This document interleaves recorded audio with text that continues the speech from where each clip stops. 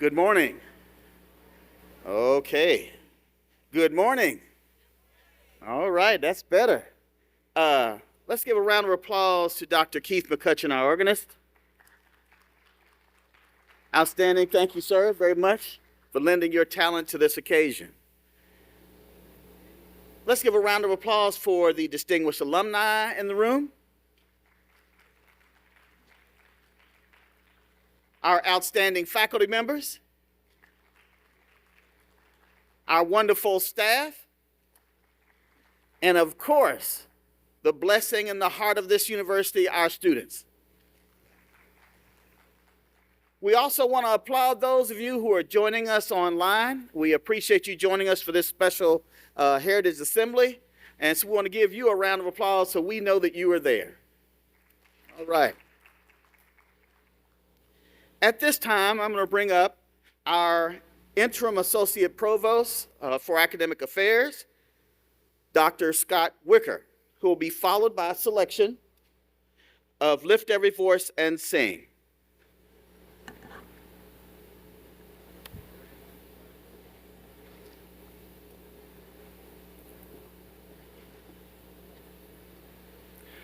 Dr. Carter G. Woodson eloquently centers Africans and African descents into world history in his 1922 manuscript, The Negro in Our History.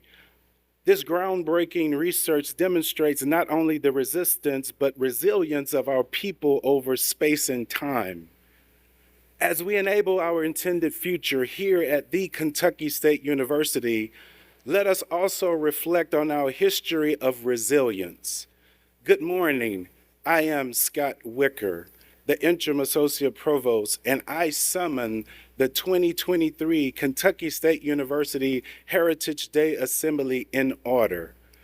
If you are able, please stand and remove your hats for the singing of the Negro National Anthem, Lift Every Voice and Sing.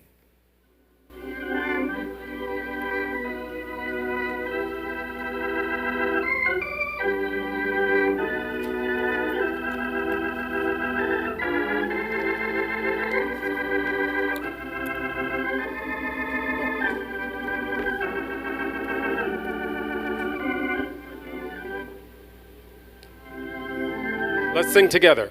Lift every voice and sing till earth and heaven ring with a harmony of liberty.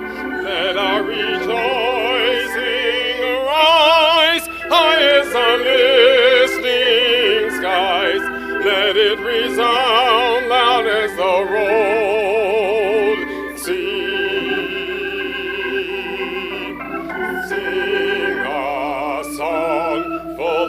Faith that the dark past has taught us. Sing a song full of the hope that the present has brought us. Facing the rising sun of a new day begun. To our native land.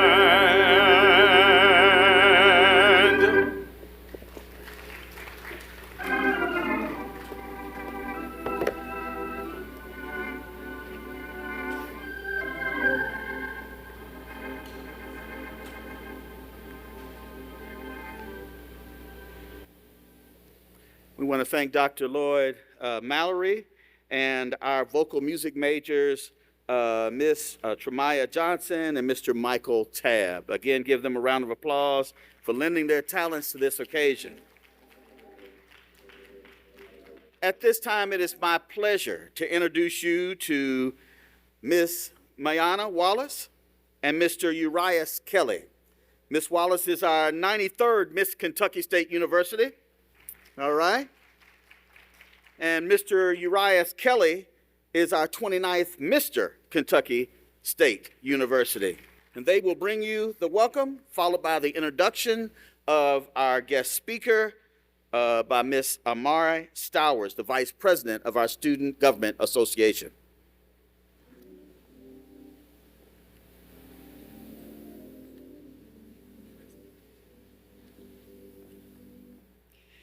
Good morning and welcome to the 2023 Heritage Assembly. I am Mayana Wallace and I have the privilege and honor to serve as your 93rd Miss Kentucky State University. Then I am Urias Kelly, and I have the honor to serve as your 29th Mr. Kentucky State University.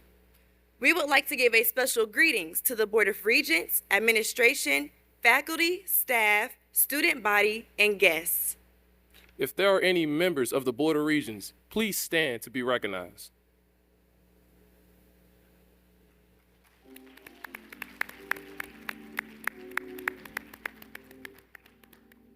If there are any elected officials present, please stand to be recognized.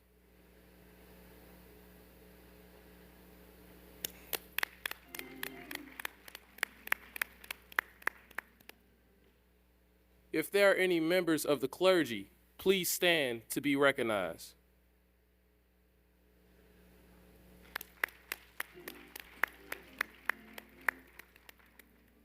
Black History Month began in 1926 as Negro History Week by Dr. Carter G. Woodson. He sought to promote the achievements of African descendants in America. Dr. Woodson's vision and mission has expanded beyond the weeks of initial weeks and today at Kentucky State University. We will hear how it enables our future in today's world. Welcome to the Heritage Day Assembly and happy Black History Month.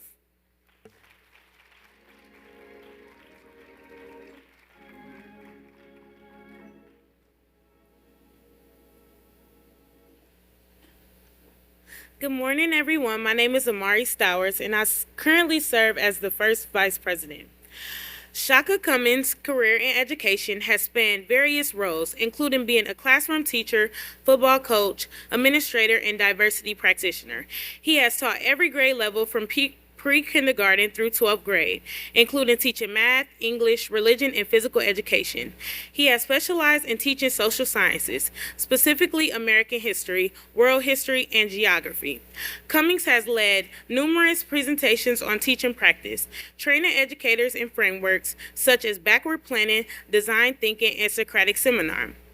The NBC affiliate in Lexington named him Kentucky's Best of the Bluegrass Teacher of the Week in January 2021 for his lessons incorporating Dr. Martin Luther King Jr. across different grade levels.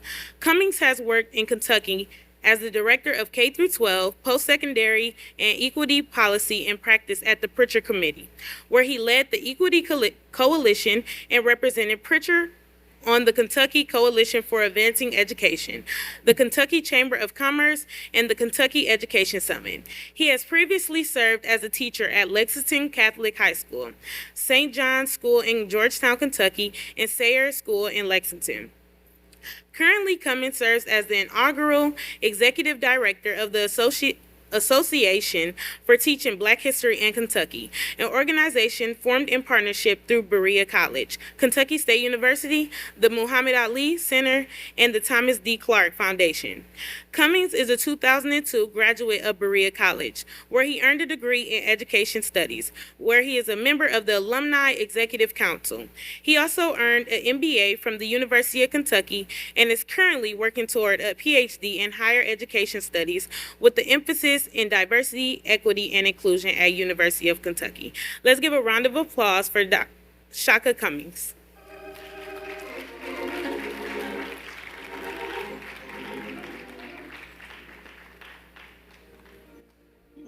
Good morning, friends. Hey, thank y'all for being here, because the rain outside, I genuinely thought, like, it'd be me and a bunch of empty chairs. So those of you who braved the rain, I appreciate you. Thank you so much for being here this morning. Good morning and welcome. My name is Chaka Cummings. I'm going to talk to y'all a little bit about history, but I do think that it's important that you get a little bit more about me so that you understand exactly how it is that I view the social studies. I've spent the better part of 2 decades in classrooms across the United States. I've been a principal in Minnesota, an assistant principal in Fort Worth. I've taught in Florida, I have been a PE teacher right here in the great Commonwealth of Kentucky. I had to teach 4-year-olds how to do animal yoga. I have taught second semester seniors who already knew exactly what they were going to do, and so they weren't really listening to me. I am a teacher to my core. And so, as a teacher, I've always been drawn to my subject. The majority of my career has been spent teaching history. And so it's always fascinating to me to figure out, like, what is it that folks know about certain aspects of history versus what needs to emerge for them because they just aren't as familiar. And so we're going to begin, because good teacher, I'm going to begin with a little pop quiz for my friends who are in the audience. So if I asked you, and feel free to participate, feel free to not participate. This is not one of those judgment things. If you feel comfortable, please raise your hand. If I were to ask you all to name a notable black Kentuckian, how many folks would raise their hand and be like, I can name a notable black Kentuckian? Okay. If I were to say to you that your notable black Kentuckian could not be Muhammad Ali, how many hands would drop? If I were to say to you that your notable black Kentuckian could have no connection to sport, how many more hands would drop? And so it's always interesting to me the context that folks learn about history. Are there folks in the room who are from Bourbon County? Anyone from Bourbon County in the room? Bourbon County in the house? Okay, so no Bourbon County in the house. If there were folks from Bourbon County in this room, I would think that they would be able to name a notable black Kentuckian. A notable black Kentuckian who's had an impact on all of our lives, like today. How many of us are familiar with Garrett Morgan? Okay, so a few of us are familiar with that name. So Garrett Morgan invented the component of the traffic light that allows us to slow down. That whole part about the yellow light, you know, some of us try to speed through because maybe we're rushing, but you're actually supposed to slow down. Garrett Morgan invented that component. So the traffic light as we know it today was invented by a black man from Bourbon County, Paris, Kentucky. And so it's interesting because that's an invention that literally has an impact on folks globally, but the context of how black history may be approached, maybe we don't always get those pieces around black history. And so I always like to begin to understand kind of the context that folks have. My hope is that as we discuss black history, that we can bring that Kentucky lens to the work that we want to do so that educators within the Commonwealth can better equip our students to be able to really engage in terms of black history and hopefully be able to lead in the space when it comes their time to lead. One of the frameworks that I like to share with folks when it comes to teaching black history is that of Dr. LeGarrette King. Dr. LeGarrette King used to be at the University of Missouri. He's currently at the University of Buffalo. And when he thinks about teaching black history, he thinks about it thematically, and there are 5 themes that he believes you need to cover to effectively teach black history. Those themes are power and oppression, black agency, resistance, and perseverance, Africa and the African diaspora, including ancient civilizations, black joy, and black contemporary and intersectional historical analysis. So this morning, I want us to consider these themes. And I want us to consider our own experiences as students, whether that was in the Commonwealth or wherever you may be from originally.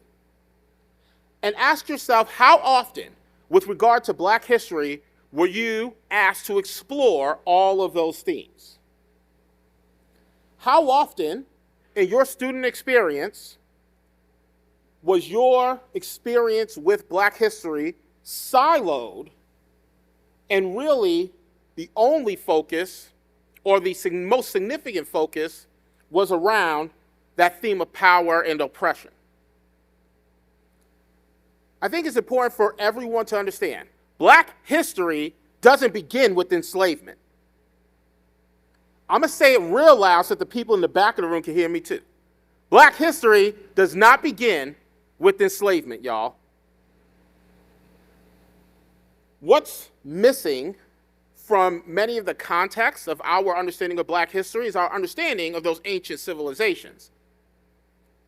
And so, I would imagine many folks in the room have been lucky enough to have had experiences learning about ancient Egypt, because that tends to be an African civilization that gets covered. The Sphinx, the Great Pyramids. In the context that we talk about ancient Egypt, I don't know that we always engage in the fact that those folks are black. Those are black people in Africa doing that incredible work. And then our understanding of ancient civilizations tends to be siloed and limited to ancient Egypt. How many of us in our student experience had the opportunity to learn about the Songhai, or the Mali, or about Ghana, or about Mansa Musa? If I were to ask you to think about the wealthiest person in the world today, there are names that would probably populate your mind, right? Because you would think folks like Bill Gates or Warren Buffett, Elon Musk, he's always in the news, right? So you think maybe Elon Musk? Objectively speaking, historians will tell you that the wealthiest ruler to ever live in human history was Mansa Musa. That is a black man from Africa. But we don't always explore that part of ancient civilizations and that part of history, right? I mean, me personally, I am partial to really Zulu history. And if you understand Zulu history and you know my first name, then you understand why I'm a little bit partial to that particular connection. I want to continue down this path of exploring black history through Dr. LeGarrette King's thematic framework. And I'm going to sprinkle a little bit of bluegrass on that conversation. I want to talk black agency. I want to talk black resistance. I want to talk black perseverance. But first, a little activity again. If you feel comfortable raising your hand, feel free to do that. If you'd like to maybe sit and not participate in that way, that's okay as well. I want to ask the question, how many of us in this room have been to Lexington in the past month? Okay. How many of us have maybe been to Lexington in the past week? Awesome. How many of us were in Lexington this past weekend, maybe? Right? Awesome. We have that connection in central Kentucky to the city of Lexington. So if you're hanging out in Lexington, you probably have been downtown, right? You've been around Rupp Arena, the big blue building, all that stuff, right? And maybe you even had the occasion for the college students in the room to hang out with some of your friends at UK. Maybe there's a party on Transy's campus, that sort of thing, right? And that's cool. Love that. So now, I want to connect that to Harriet Tubman. Now, how many of us are familiar with the name Harriet Tubman? Okay. If you're lucky, part of your experience in terms of exploring American history included the bravery of Harriet Tubman. She was a leader who helped enslaved Africans navigate the Underground Railroad from the South through the North and even as far as Canada to ensure that they could obtain their freedom. What some of us may not know about Harriet Tubman, because sometimes our context is kind of limited to the Underground Railroad, is that she also was a spy during the Civil War. She also joined an all-black regiment in South Carolina that went through that state liberating enslaved Africans from their plantations during the American Civil War. She was also a suffragist. She believed in women's right to vote. And she wanted to make sure that as we were engaging in those conversations in these United States, that we did not forget about black women as a part of that conversation. Harriet Tubman has an incredible lineage and history that connects to a lot of different pieces and components of American history that we regularly cover, but we may not cover in the context of Harriet Tubman.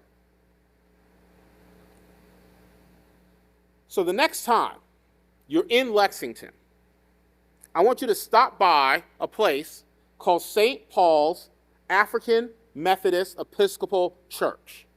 And I want you to remember that Harriet Tubman connection. There's a room in that church. That room was used to house enslaved Africans on the Underground Railroad as they were making their way north, because Kentucky was the last state that allowed enslavement before they could get north and felt like they could maneuver and hopefully get to some other places where enslavement wouldn't be a similar concern as it was in the South. Like, that history exists in Kentucky. I don't need you to raise your hand. I just want you to think, if you've had the opportunity to know that about Kentucky, know that about Lexington, have you had the chance to visit St. Paul's African Methodist Episcopal Church? Like, have you had that chance? So we still good, right? Because I'm going to talk history here for a few more minutes, if y'all okay with that. I want to talk black power. I want to talk black authority. If I were to say to you, name a figure from the American Civil Rights Movement, how long would it take you to get to the name, the Reverend Dr. Martin Luther King Jr.? If I say American Civil Rights, is that the first name that pops to your mind?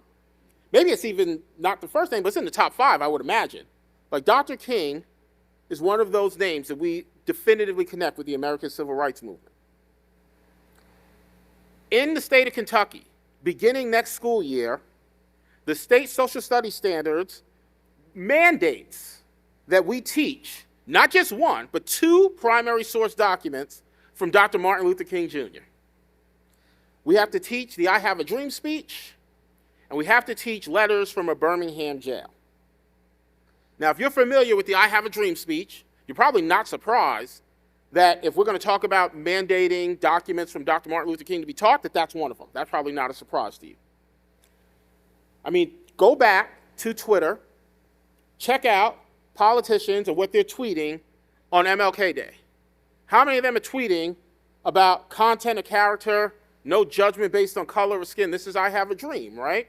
So it makes a lot of sense that politicians in their space would say that that's something that we definitively need to teach. Now, here's something that's interesting. They're also allowing letters from a Birmingham jail. Now, if you're familiar with letters from a Birmingham jail, you know that a component of that is Dr. King talking about the white moderate. I want to read to y'all a quote from letters from a Birmingham jail that talks about the white moderate. So this is what's going to be, we can teach this in the state of Kentucky. I must confess that over the past few years, I have been gravely disappointed with the white moderate.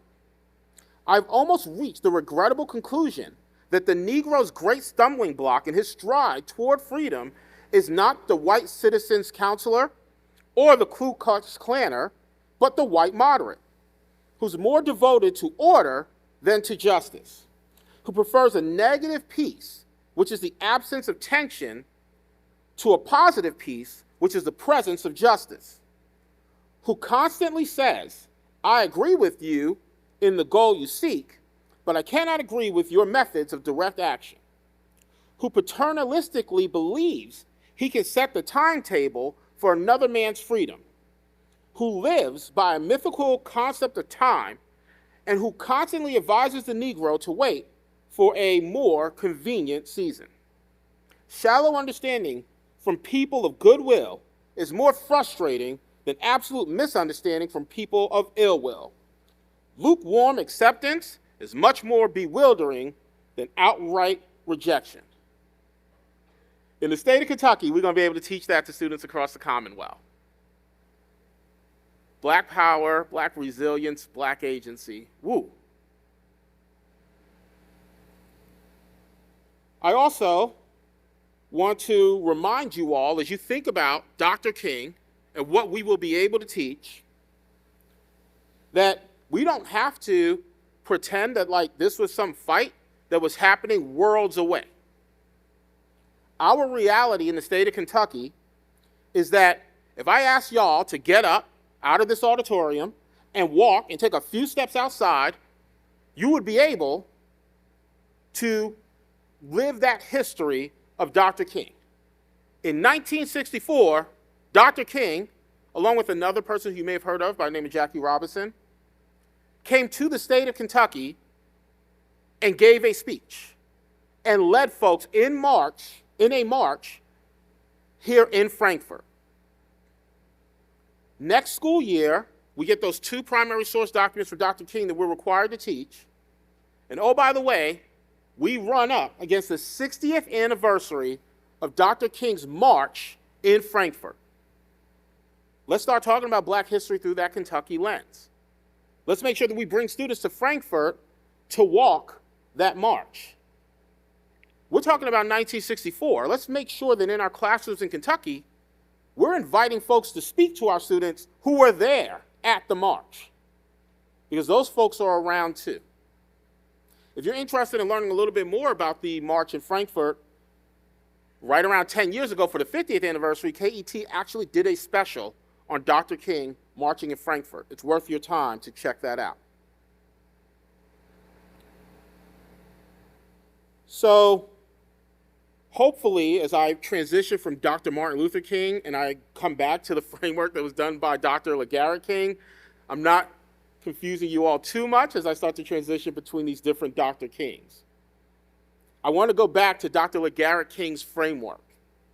I want to go back to another theme, one that, if you were to ask me, I feel is the most underrepresented in terms of the teaching of Black history. I want to go to the theme of Black joy. There's a lot of time spent in schools talking about enslavement. And I don't know that we spend enough time talking about Black joy. Because there's joy in Black accomplishment. There's legacy in Black accomplishment right here in the Bluegrass.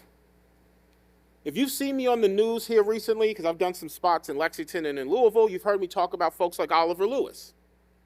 Oliver Lewis, Black jockey, won the first Kentucky Derby. That's Kentucky legacy. That is Black joy. You may have heard me talk about Arnold Schultz. If you're familiar with bluegrass music at all, Bill Monroe is considered the father of bluegrass. He learned how to play the fiddle from Arnold Schultz, the son of an enslaved man in Dayton, Kentucky. You may have heard me talk a little bit about Garrett Morgan, who we mentioned earlier, right? There are these legacies of folks who, because of their accomplishments, we should celebrate in terms of thinking about Black joy. Because I have the role that I have, I've been lucky enough to meet a few people who have talked to me a little bit about some other Kentuckians who may be a little lesser known, but their accomplishments are no less great. I met a guy, his name is Drew Hardesty. He's the president of Wonder Boy Media. That's a production company that's out of Owensboro, Kentucky. He ended up connecting with some folks right here at Kentucky State University because he wanted to learn a little bit about one of this institution's most famous alums, Moneta Sleet Jr. Sleet was a Black man from Owensboro. He went to school here at K-State. He worked as a photographer for Ebony magazine for over 4 decades. In fact, he was such an incredible photographer that the great civil rights leaders of his day would request him to come and be their photographer at events across the country. And he would have to parse out his schedule. Sleet became the first Black man, first Black person to win a Pulitzer Prize for photojournalism. He won it for his picture of Coretta Scott King at the funeral of Dr. Martin Luther King Jr. after his assassination. There's a documentary that's being produced about Sleet. The documentary is called Through Sleet's Eyes. The weekend of February 24th through 25th, if you feel like heading out to Western Kentucky, they'll be doing an entire festival to celebrate the life of Moneta Sleet and to preview this documentary. It'll be out in Owensboro, in Sleet's hometown. It's free to the public. If you're interested in learning a little bit more and engaging a little bit more with a notable Black Kentuckian and alum from K-State, highly recommend that you take that trip. I also had the pleasure of meeting an author by the name of Jane Moore Waldrop.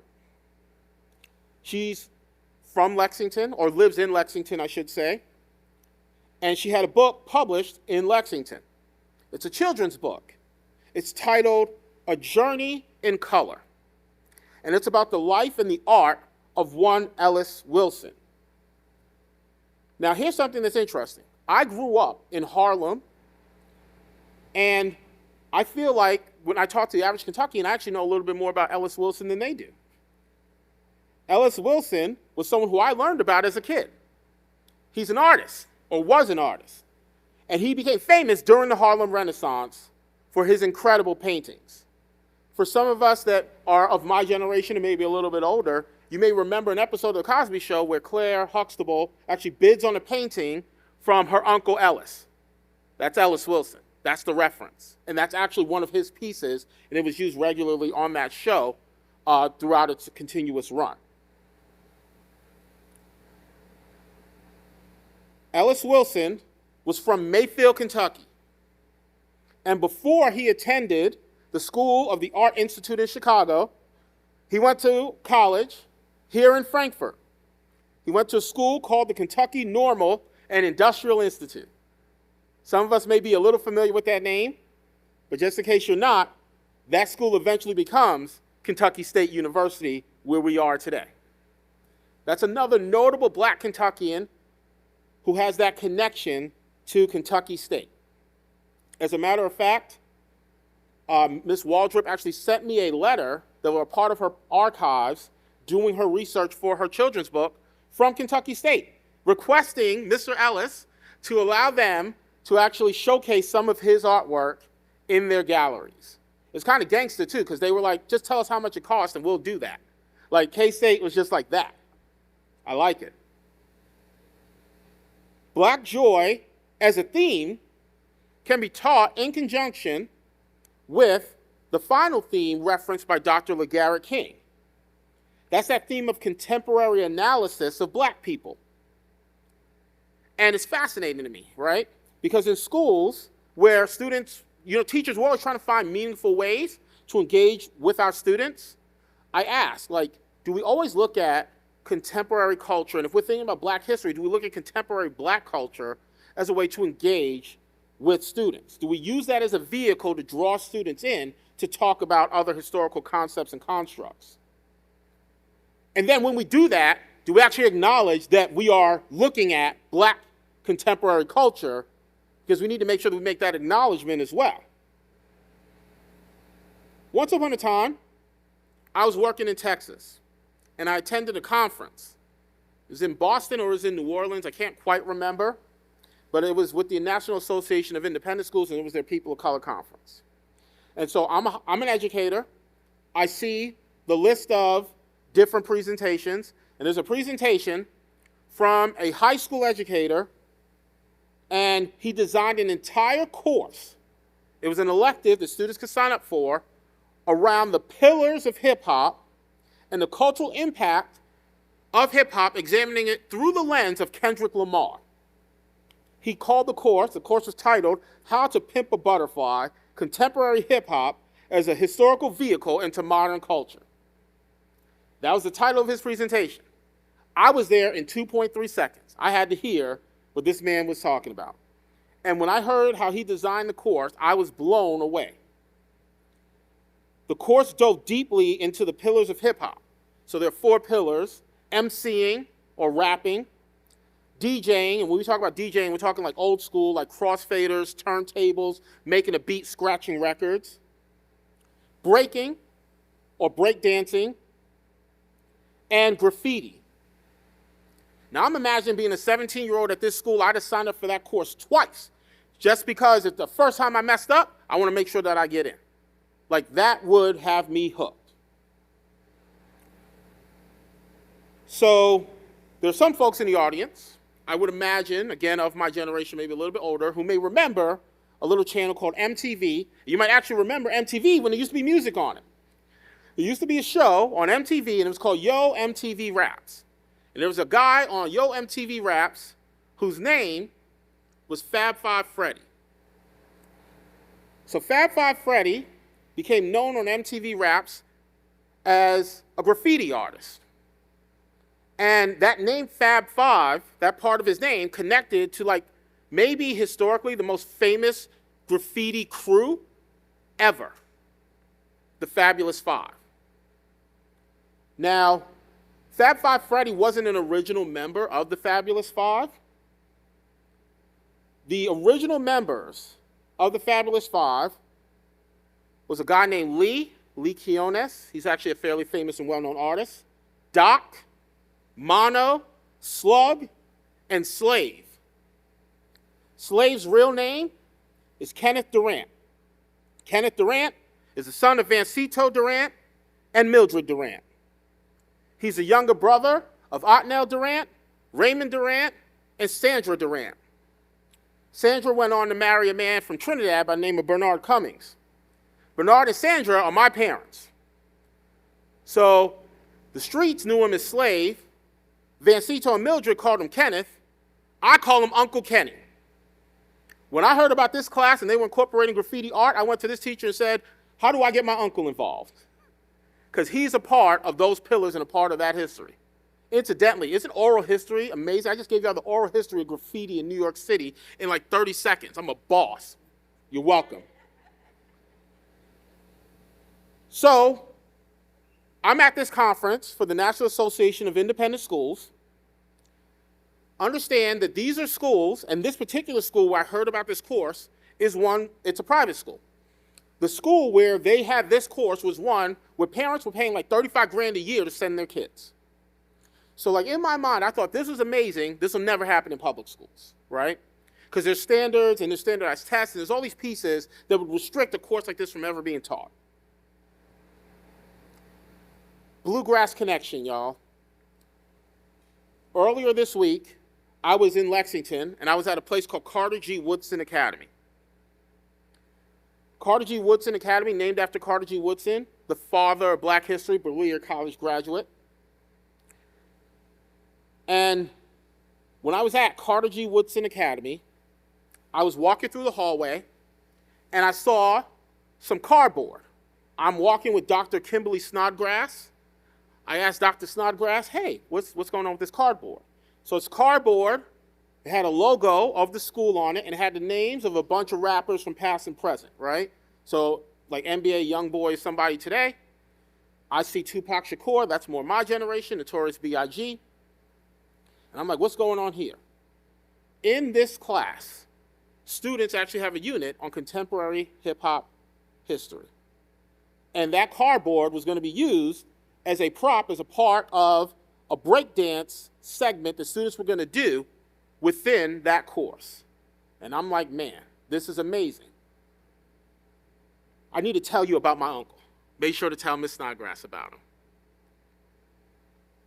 We have these opportunities within Black history in Kentucky to really think intentionally about how we could bring in that contemporary component, because that's a way to engage students. And we know it's incredibly important to find those ways that meaningfully engage students in Black history. Carter G. Woodson, who I referenced earlier, father of Black history in America, he would say that if you are not engaging in the history of Black people in this country, you're not really engaging in American history. You're actually creating a gap for students that has to be filled so that they can understand the full perspective, have the full content and context for how we develop as a country. So that's why I'm here. My job is as the executive director for the Association for Teaching Black History in Kentucky. The association is a partnership between the Thomas D. Clark Foundation, Berea College, the Muhammad Ali Center in Louisville, and this great institution of Kentucky State University. The mission of the association is to ensure that the stories and the historical experiences of Black Kentuckians are given life, that they are elevated, that they are highlighted. We also broadly recognize that term of educator because we fully recognize that there are folks in the classroom who are educators, right? K-12 classrooms, professors who are in this space today in higher ed. We also recognize that we have librarians who are in the community. Those are educators. We recognize our museum docents. Those are educators. We recognize that one of the pieces that come with the pandemic is that we have a lot more folks who are homeschooling. There are parents who are serving as educators as well, directly with their students. And so we want to engage those educators in the work of teaching Black history. We want to make sure that they're elevating and highlighting those stories and historical experiences of Black Kentuckians. We have 4 C's that outline our strategy for doing that. Number one is collaboration. The association will collaborate with educators across the Commonwealth to understand the real challenges of teaching Black history in Kentucky. And then as we collaborate, the goal is that we work with these educators and they really inform the work of the association to ensure that we are doing what is necessary for the folks who have boots on the ground. As a part of that work, I'm going to have an advisory committee of educators. The reason why I want to share about that advisory committee of educators is because if there are folks in this room who are interested or folks who are listening via Zoom who are interested, I want to hear from you. And I am lucky enough that as a part of my association, I actually have funds to pay you for your time and talents. So please let me know if you're interested. Number two strategy is curation. We want to make sure that we're pulling together appropriate resources for our educators. Knowing that they have lots of things that they need to cover, we want to make sure that we give them the materials that they can utilize to supplement what they have and effectively teach Black history. We are lucky enough to be partnered with the Thomas D. Clark Foundation, which runs the University Press of Kentucky. They are publishing books all the time. We are in the process of trying to take those book-based resources and make them digitally, freely available to K-12 educators across the Commonwealth. We also have a website, historyofrace.com. Historyofrace.com, I encourage you to check out. There are links, there's resources, there's content. There are even sample lesson plans. And the great thing about the sample lesson plans is that they were created in conjunction with the Kentucky Department of Education. All those lesson plans meet the state standards. As a part of our work, we also want to create programs. Number three. In creating programs, we hope that these programs will outline frameworks for great social studies teaching for educators. We actually had a program on MLK Day a few weeks back where we were able to talk to educators about inquiry design modeling, and we actually took that methodology, applied it directly to Black history, talking about Dr. Martin Luther King Jr., and then we went through a sample lesson that literally educators who were in that space could take and use in their classrooms the next day. We want to make sure that we are creating meaningful professional development for educators, making sure that we give them the opportunities to engage in different frameworks, and as we continue to grow the association, barnstorm our professional development. That means that, right now I'm in Berea doing some stuff, or maybe we're simulcasting some things in Louisville, but I want to get out to Western Kentucky and lead that professional development. I need to be in Paducah, I need to be in Pikeville, I need to be in Covington, get all over the state and meet educators, both literally and metaphorically, where they are. And then, last but not least, we want to make sure that we are celebrating our educators, celebrating quality examples of Black history being taught in Kentucky. We recognize as a part of the association that there's a lot of inconsistency in how Black history is being covered across the Commonwealth. But we do have some positive examples of things being done really well. The Midway Museum in Midway, Kentucky has a standing permanent exhibit on the contributions of Black Kentuckians to the creation and legacy of the town of Midway. I was recently at an elementary school in Lexington, Veterans Park Elementary, and I know that Dixie Magnet Elementary also participated in this program, where they reached out to local Black leaders across the city of Lexington and had them come in, and we did a program where students were able to rotate through hearing the stories of these Black leaders in the city of Lexington. And they had folks from all walks of life. There were police officers, doctors, lawyers, PhDs, entrepreneurs, and even an executive association director, right? Jefferson County Public Schools have numerous tools that they've introduced to make sure that equity is at the forefront of the work that they're doing. I mean, they have everything from a multicultural book list to a tool around affirming racial equity, and they have another tool around racial equity analysis, specifically their racial equity analysis protocols. These tools teachers are trained to utilize, so as they are designing lessons, they understand how important it is to make sure that equity is incorporated as a part of the work that they're doing. JCPS has anti-racist educators that are paid by JCPS to support teachers in the work. There are great examples of Black history happening in this state.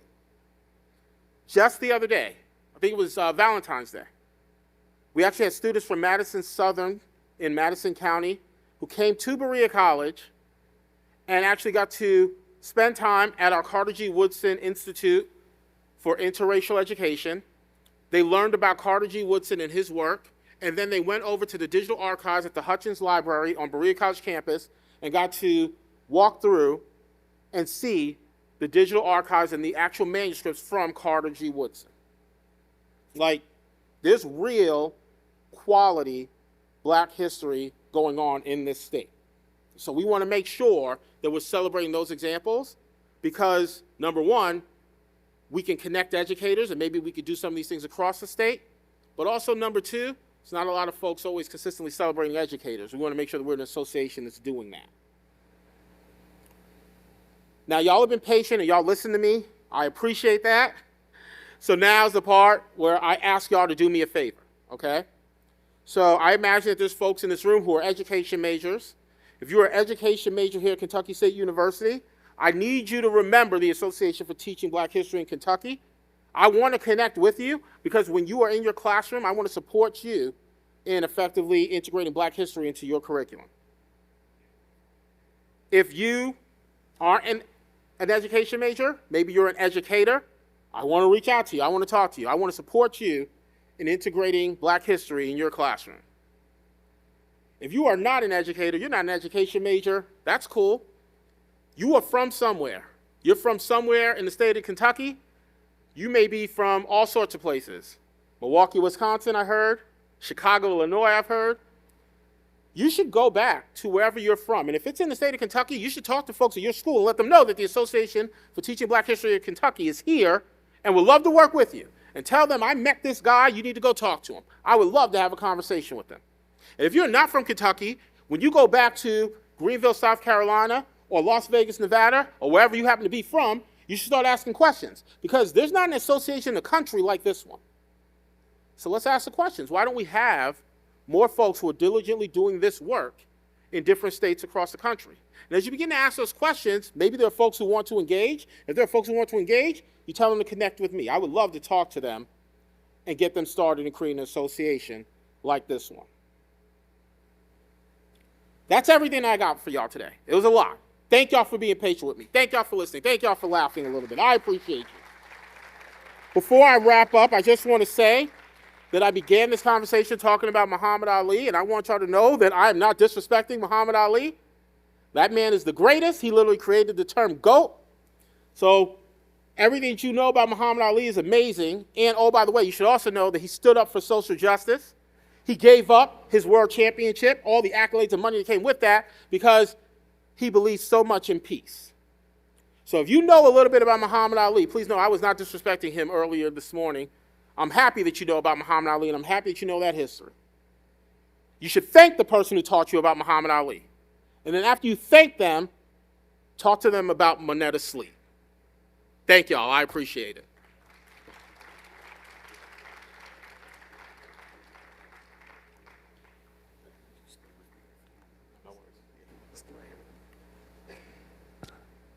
Right. Mr. Cummings, it's a pleasure having you with us today. We want to thank you for sharing your knowledge and expertise and the potential people that you're going to be working with at Kentucky State University.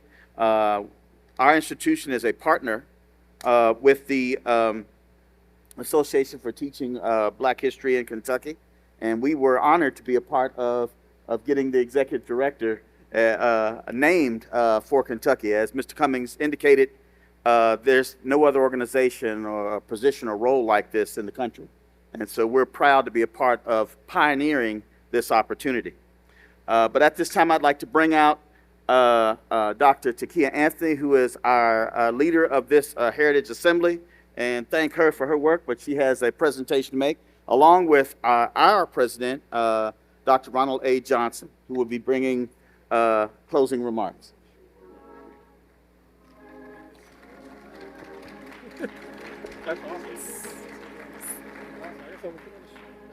Good morning, and thank you all for coming. Mr. Cummings, thank you so much for your inspiring words. And so now we will give a token of our appreciation if we want to stand in front. move here to the front so we can take pictures. And please, thank you, Dr. Johnson, President Johnson. Give a round of applause.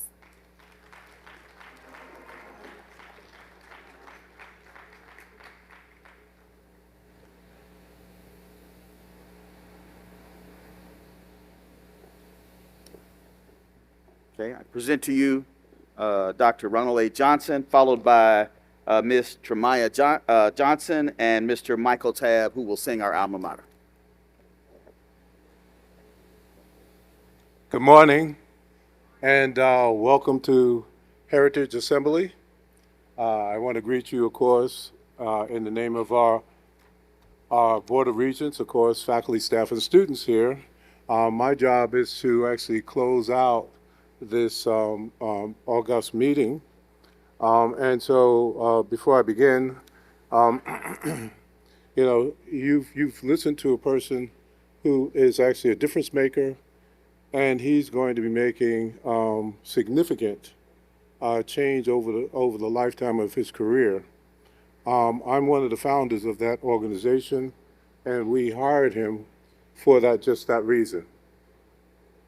So I'd also like to, before I get started, mention another giant in our midst, and that's Dr. McCutcheon. He has been elected back in January to the Kentucky Humanities Board, and so please give him a round of applause. The Kentucky Humanities Board tells the story of Kentucky.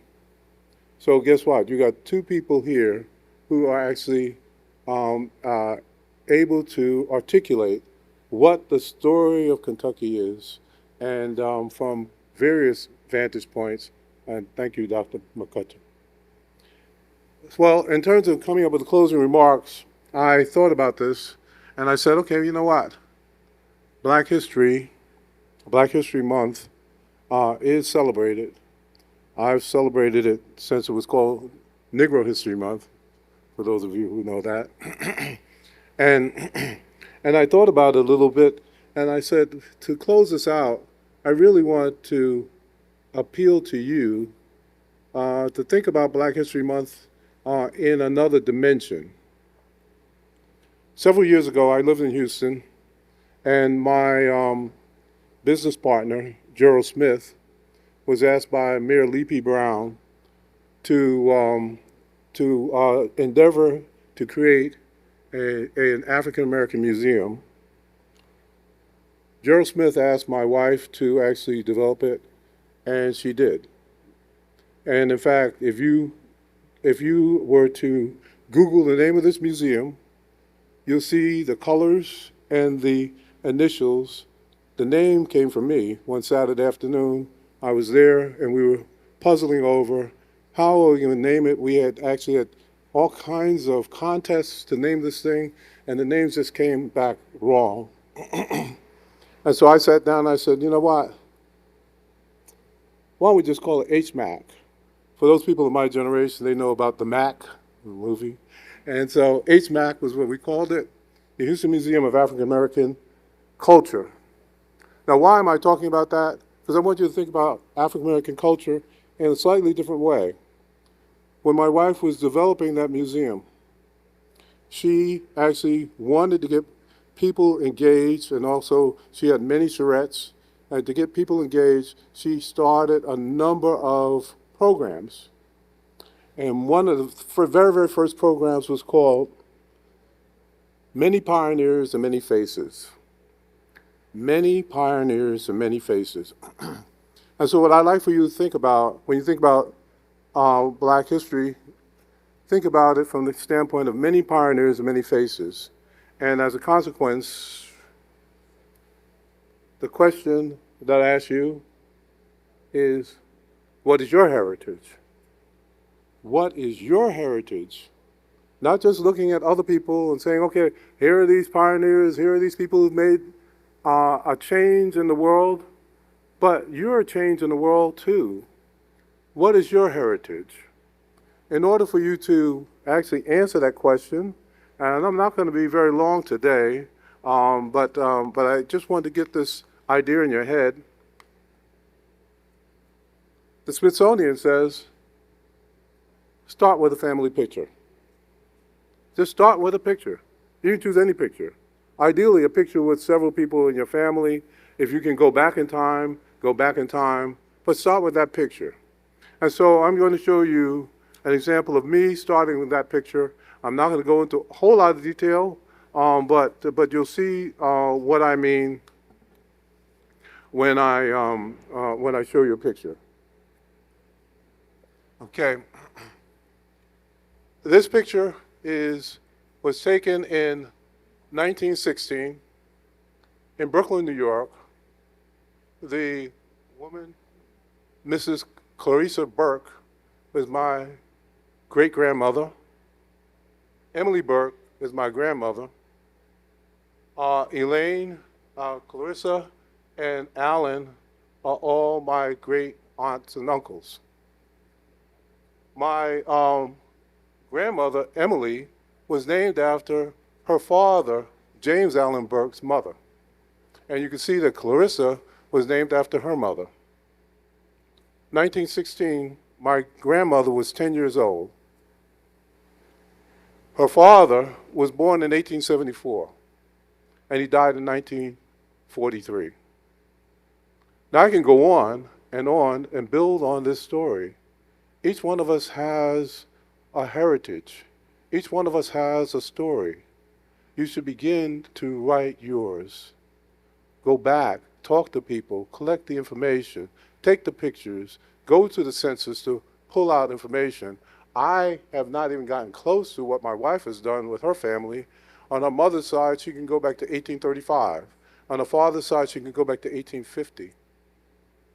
And so I want you to think about Black history as many pioneers and many faces. You are pioneers, your people are pioneers, and their faces need to be brought forward so that we have a complete story, and so that you're not missing from that history. So I want to summarize my close by saying, what are you waiting for? Get started. It benefits you. It benefits your family. It benefits us that your history is revealed. And so with that, I will turn the meeting over, or the gathering over, so that we can actually move on to our next set of events for Heritage Day. And I appreciate your time. Thank you.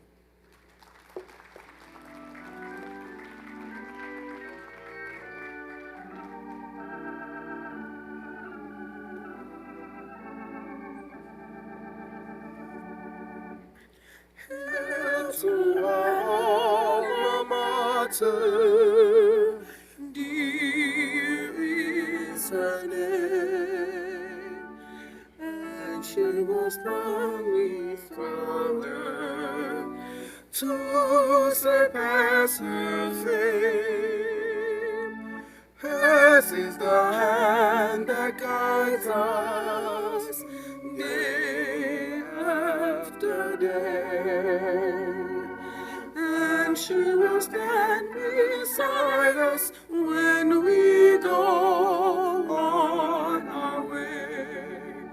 May blessings be upon her, shepherd of youth. She holds the seats of honor in the hall of truth. Hers is the hand that guides us day after day.